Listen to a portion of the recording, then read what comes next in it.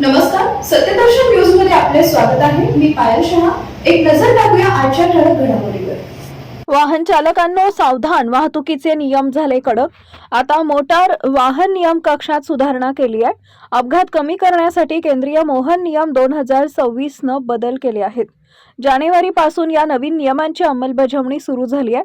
हे नवीन नियम अधिक कडक झाले। जर 1 वर्षात 5 वेळी नियम मोडले तर कठोर कारवाई होणार आहे।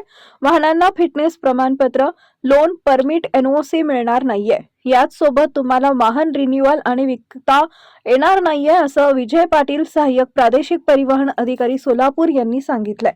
वाहतूक नियम मोडल्यानंतर 3 दिवसांमध्ये ई चलान पाठवलं जाणार आहे। यानंतर चलनावर आक्षेप घेण्यासाठी दंड उभारण्यासाठी 45 दिवसांची मुदत दिली जाणार आहे। यासोबत 30 दिवसांची अतिरिक्त मुदत दिली जाणार आहे।